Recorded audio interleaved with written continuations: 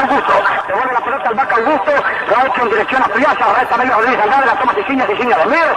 Mir avanza, cruza Friasa. Friasa de José Andrade. ¡Tira! ¡Gol! ¡Gol brasileño!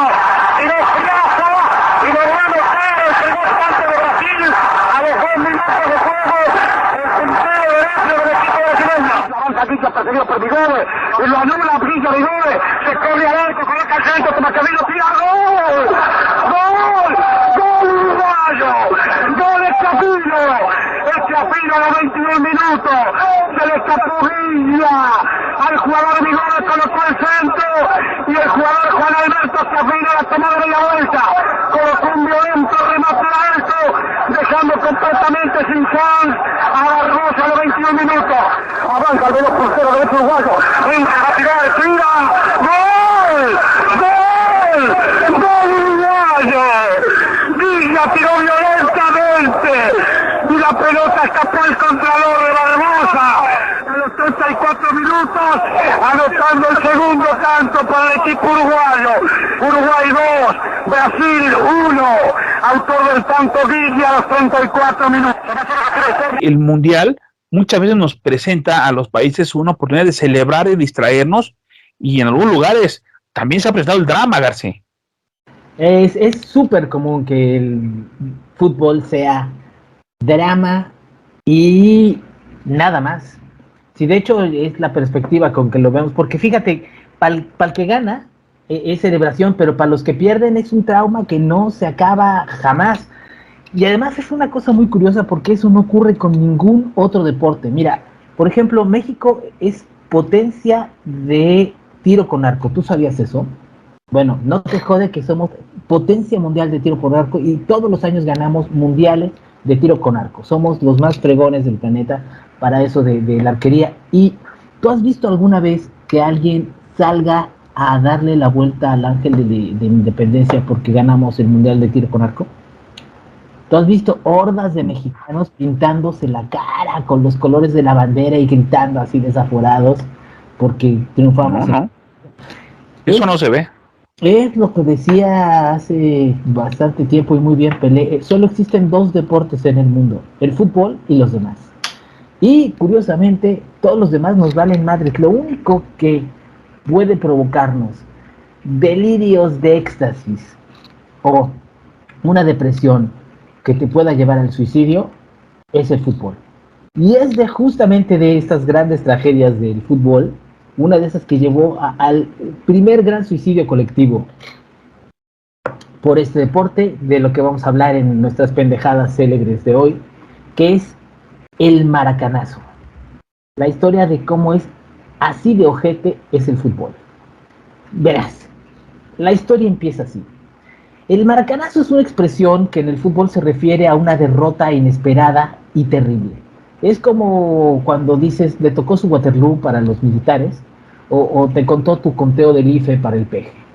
El nombre proviene de un partido mítico que se hizo en el recién inaugurado estadio de Maracaná en Río de Janeiro durante la cardíaca final del Mundial de 1950, donde la selección brasileña era la favorita para ganar.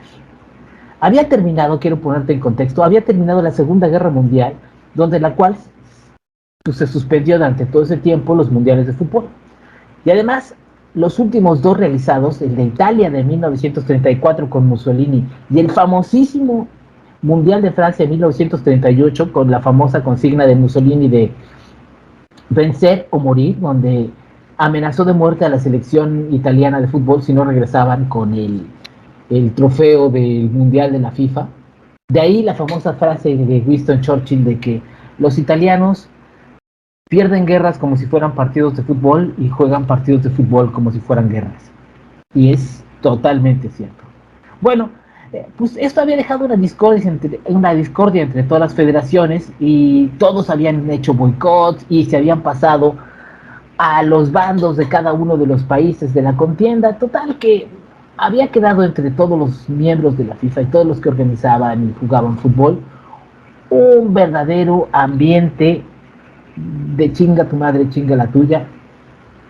Había como muy mala yuyu Y el Mundial de 1950 por fin iba a ser un bálsamo de redención, donde todos iban a volver a ser hermanos y el fútbol y la pelota en la cancha iba a volver a hermanar a todos los países del planeta.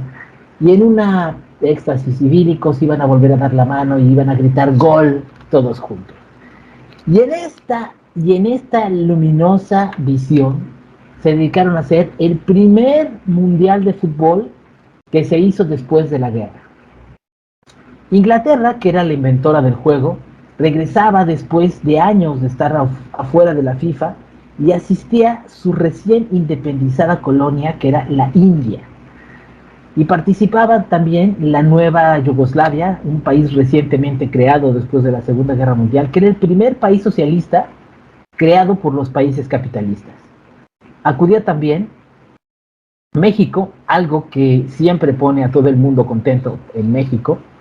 Iba Uruguay, el primer campeón del mundo de la FIFA. Había como muchas razones para suponer que esta presencia en el Mundial iba a hermanar al nuevo orden que había surgido después de la Gran Guerra. Uruguay había organizado y había ganado la Copa de 1930, el primer Mundial de fútbol que se hizo fue en Uruguay, pero luego boicoteó todos los mundiales. Boicoteó el de 1934 y luego el de 1938, y por tanto no participó más. Así pues, oficialmente nadie le había quitado a Uruguay el título de campeón del mundo, porque había ganado el primero y todos los demás ya no participó. La Federación Uruguaya aceptó participar en el Mundial de Brasil de 1950 y esto le daba al mundo, al menos al del fútbol, una sensación de restablecimiento de la armonía y la fraternidad en el nuevo orden internacional. Para este campeonato, los brasileños construyeron la madre de todos los estadios, un coloso, una verdadera obra de ingeniería que todavía hoy sigue impresionando. El estadio más grande del mundo en su momento, una enorme masa a la cual llamaron Maracaná, con capacidad para 78.838 espectadores. Quiero repetir esta cifra, 78.838 espectadores, porque quiero que la memoricen. Va a ser muy importante para lo que después les voy a contar. Entiéndanme que nunca había hecho nadie un estadio tan grande. Y esta cosa tan inmensa era con lo que Brasil quería demostrar que era el gran gigante de América. Bueno, para que nos demos una idea, aunque la final de este mundial entraron en... Quiero que nos demos una idea de esto, de la cantidad, porque para la final del estadio, la gran final, entraron en ese estadio 5 veces más personas de las que oficialmente cabía. Es decir, no cabía un maldito alfiler y entre persona y persona no pasaba el aire. Estaban unos al lado del otro como si fuera vagón del metro Pino Suárez a las 7 de la mañana. Así estaban todos metidos en el estadio para la gran final de fútbol de 1950, donde se dio el maracanazo. Esa final continúa siendo además el récord de asistencia de público en partidos oficiales. No se ha superado hasta la fecha. Brasil no solo tenía el estadio más grande del mundo, sino que también tenía la selección más grande del mundo. Así como para las Olimpiadas de Alemania del 36, Hitler dicho Ein Volk, ein Führer. Para el Mundial de Fútbol de 1950, el gobierno de Brasil decía Brasil o más grande del mundo. En fin, cosas que hacen los gobiernos. Nada más faltaba que, en consecuencia lógica, por supuesto, ganaran este campeonato mundial, pues si tenían el estadio más grande del mundo y la selección más grande del mundo, lógicamente tenían que tener esa copa en la mano. Pero como dijo el escritor francés Jean-Paul Sartre, en el fútbol todo se complica por la presencia del contrario. Y eso fue lo que ocurrió. En el Mundial de 1950, la final se había resuelto con una liguilla entre los 4 equipos que habían pasado a las finales. México perdió en esa ocasión en los primeros 3 partidos, iniciando así una larga tradición mundialista donde la esperanza del cuarto partido siempre se desvanece. Al final llegaron solo 2 equipos, Brasil con 2 victorias acumuladas y Uruguay con solo una. Así pues, solamente con empatar, quiero repetir esto, solamente con empatar, los brasileños ganaban el campeonato. Los uruguayos estaban obligados a ganar para ganar. El 16 de julio de 1950 se jugó la final en el Estadio Maracaná. Se encontraba atascado, como dije, metieron 3 veces más, muchas veces más de lo que cabía en el estadio. El público rugía esperando la victoria de su selección. Al descanso del primer tiempo se fueron 0-0. Quiero repetir esto, se fueron 0-0, nadie respiraba. Eso era de veras el partido donde se estaba jugando todo lo que los brasileños consideraban el honor, lo valioso, por lo que valía la pena estar vivos. Y teniendo el equipo más grande del mundo, en el estadio más grande del mundo que habían construido ellos para celebrar su descomunal victoria, se fueron 0-0. Los brasileños estaban sintiéndose campeones con ese resultado, porque empatando, como les dije, ya ganaban. Pero cuando estaban colmados de felicidad, mientras que los uruguayos eran todos de excepción, sabían que el orgullo brasileño les exigía ganar la copa por goliza, no por empate. Y el siguiente tiempo iba a ser sin piedad. Tenían que demostrar que no solo eran más grandes, sino absolutamente demoledores a la hora de aplastar al rival. En fin, no iba a ser un final climático si hubieran ganado por el empate. Como dijo el ministro de Asuntos Exteriores danés durante los 90, Uffe Ellemann-Jensen, cuando le preguntaron acerca de la victoria de Dinamarca sobre Suecia en la Eurocopa, dijo esto: si no puedes unirte a ellos, véncelos. Y eso fue lo que hicieron los malditos uruguayos. Ambas selecciones se dieron con todo en el segundo tiempo y contra todo pronóstico. El partido terminó 2-1 a favor de Uruguay. El segundo gol uruguayo, anotado por Giga, deja al estadio sin aliento. Luego, él mismo diría: solo Frank Sinatra y el Papa Juan XXIII hemos hecho callar al Estadio Maracaná. Y efectivamente eso pasó. Nadie podía hablar. Los brasileños se quedaron sin aliento. Estaban pasmados viendo cómo un maldito y estúpido gol le daba la victoria a Uruguay cuando solo con el empate ganaba. Nadie se lo explicaba, nadie se mueve, nadie hace nada. Todos estaban en shock.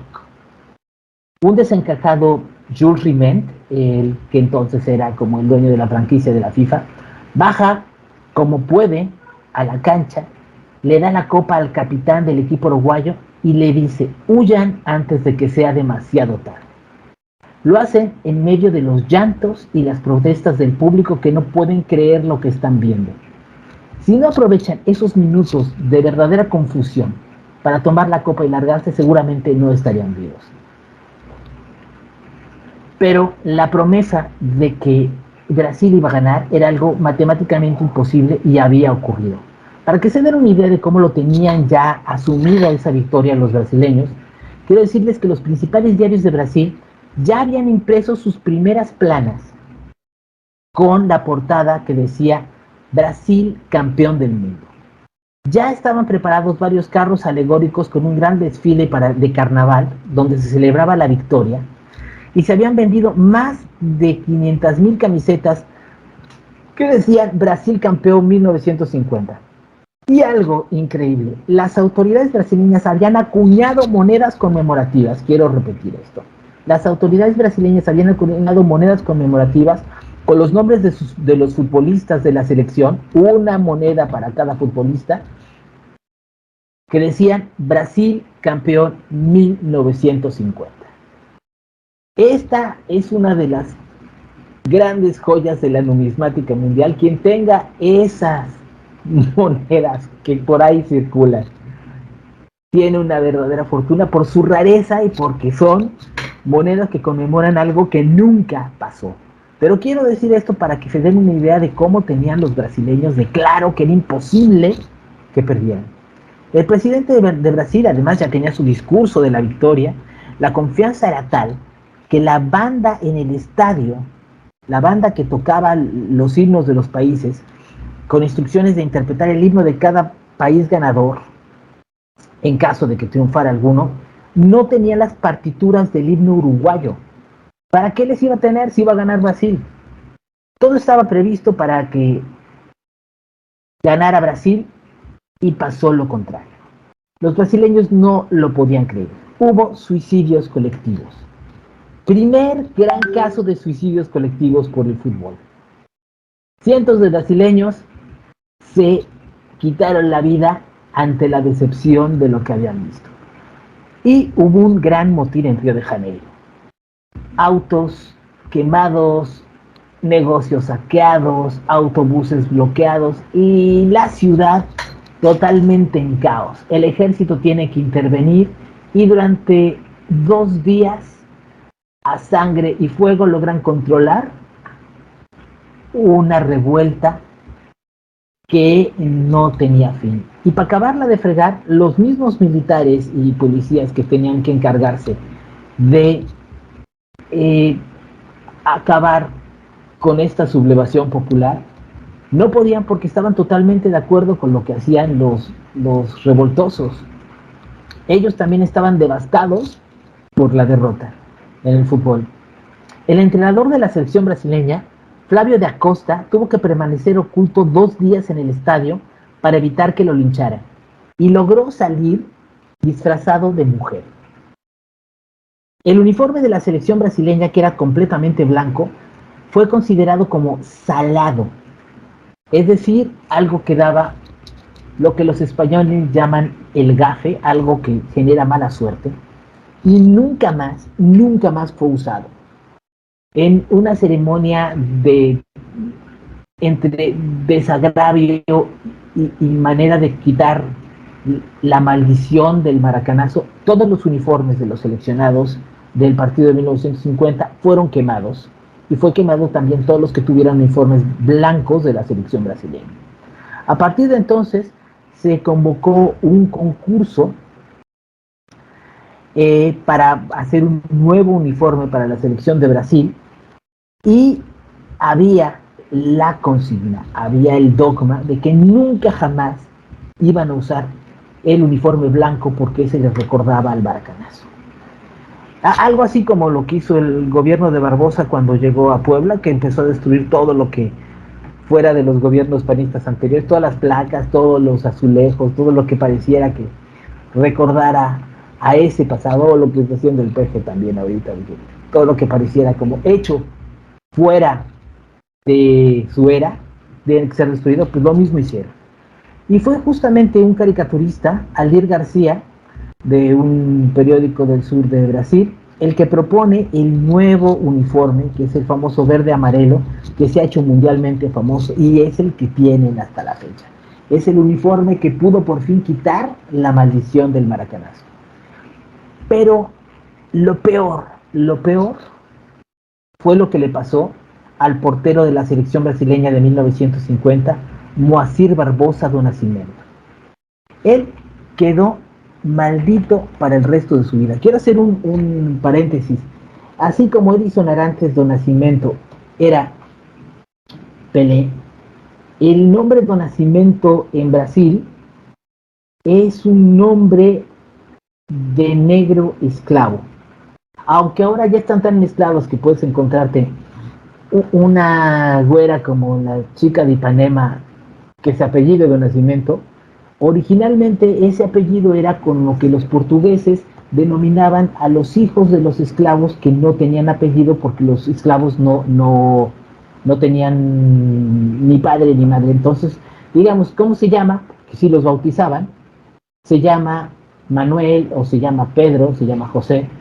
¿Y qué seguía? Se llama José do Nascimento, es decir, el nombre de que nació, porque era lo único que tenían para identificarlos. Y entonces una forma general de llamarle que nada más tiene su nombre de pila, se convirtió en apellido y es lo que da el nombre de Don Nacimiento. Bueno, en fin, el caso es que este pobre Moacir Barbosa, Don Nacimiento, quedó maldito para el resto de su vida. La gente huía a su paso y lo aborrecían por donde quiera que iba. Ni al expresidente mexicano Carlos Salinas le ha pasado algo así. Terminó como un intendente en el Maracaná. Fíjate qué maldición. Terminó barriendo el estadio donde ocurrió el hecho que lo dejó con esa mala yuyu por el resto de su vida y nunca pudo salir de ahí. Pero trabajaba, fíjense, cuando no había nadie, como el fantasma de la ópera. Cuando todo el mundo abandonaba el estadio, él salía para limpiar, justo para que no lo viera. Vivió como un leproso, como un apestado, como un paria, metido y escondido en el estadio Maracaná, donde ocurrió la tragedia más grande de su vida. En 1993, el pobre Moacir intentó visitar a la selección brasileña durante una concentración para las eliminatorias para ir al Mundial de los Estados Unidos, pero no lo dejaron pasar porque estaba salado y podía perjudicar al equipo. Al alejarse Barbosa, mientras que iba llorando, dijo: la pena máxima en Brasil son 30 años. Yo llevo 43 pagando por un crimen que no cometí. En 1997 recibió una pensión de su ex equipo, el Vasco da Gama, a condición de que nunca se parara jamás en el estadio cuando jugara. Murió en abril del año 2000 y, como dijo el comentarista Fernando Marcos, así es el fútbol. Bien, pues esta increíble y triste historia es una de las pendejadas favoritas mías del fútbol.